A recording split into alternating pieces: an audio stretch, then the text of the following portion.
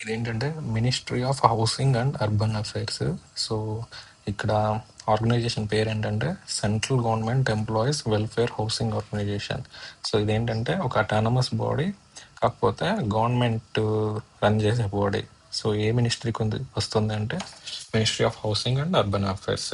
So ఇక్కడ ఏంటంటే direct recruitment అంటే పర్మనెంట్ జాబ్. సో ఎవరికి అంటే అకౌంటెంట్ లెవెల్ వాళ్ళకి.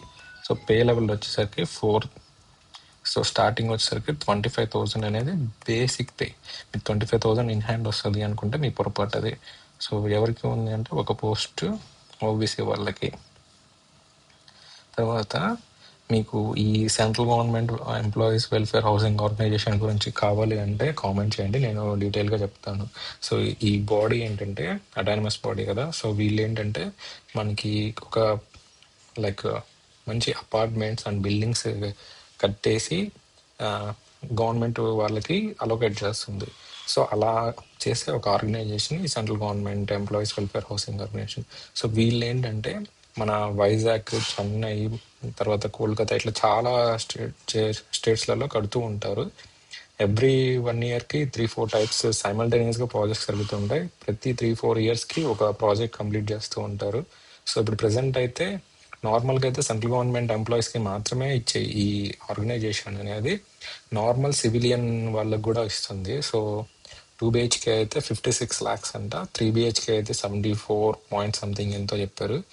సో మీకు కావాలి అంటే ఈ వెబ్సైట్లోకి వెళ్తే central government employees welfare housing organisation అని చెప్పి దాంట్లో ఫుల్ డీటెయిల్స్ ఉంటుంది. లైక్ ఎన్ని ఫీట్స్ ఉండిద్ది, డెమో వీడియోస్ ఏముంటాయి, ఎంతవరకు వర్క్ కంప్లీట్ అయింది, లేఅవుట్ ఎంత ఉంది, మొత్తం కూడా వాళ్ళ వెబ్సైట్లో అయితే ఉన్నాయి.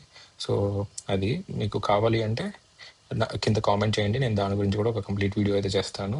సో ఇప్పుడు ఈ అకౌంట్కి ఎలా అప్లై చేయాలి అంటే మీరు వెబ్సైట్లోకి వెళ్ళిన తర్వాత ఈ డాక్యుమెంట్ అనేది డౌన్లోడ్ చేసుకోవాలి.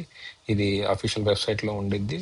సో చేసుకున్న తర్వాత మీరు అప్లై చేసే పోస్ట్, తర్వాత పాస్పోర్ట్ సైజ్ ఫోటో, దాని తర్వాత నేమ్, దాని తర్వాత అడ్రస్, దాని తర్వాత ఏజ్ గురించి, ఫాదర్స్ నేమ్, రిజర్వేషన్ గురించి, ఏమప్పుడన్నా గవర్నమెంట్లో పనిచేస్తారా లేదు అని చెప్పి ఇక్కడ మీరు ఎస్ అయితే ఎస్, లేకపోతే నో.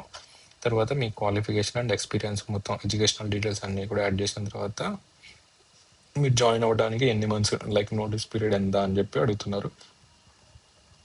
తర్వాత మీరు ఎక్కడన్నా కార్పొరేట్ మెంబరా అని చెప్పి అడుగుతున్నారు. తర్వాత ఇంకేదన్నా మీరు ఏమైనా పెట్టాలి అనుకుంటే అవి కూడా అది. తర్వాత మీరు declaration form, sign, place, date, దాని తర్వాత ఇది ఇక్కడ సైన్ చేయొద్దండి, ఎందుకంటే ఇది వాళ్ళ దగ్గర ఎంప్లాయర్ దగ్గర చేయాలి. దాని తర్వాత ఇంకా మీరు టర్మ్స్ అండ్ కండిషన్స్ చెక్ చేసుకోవచ్చు. సో అది గైస్, ఎవరన్నా అకౌంట్స్ జాబ్స్ చేయాలి అనుకుంటున్నారు, గవర్నమెంట్ ఇన్స్టిట్యూట్లో చేయాలనుకుంటున్నారంటే మంచి ఆపర్చునిటీ. సో యా, ట్రై చేయండి. మీకు ఏదైనా డౌట్స్ ఉంటే కింద కామెంట్ చేయండి. So thank you for watching, please subscribe.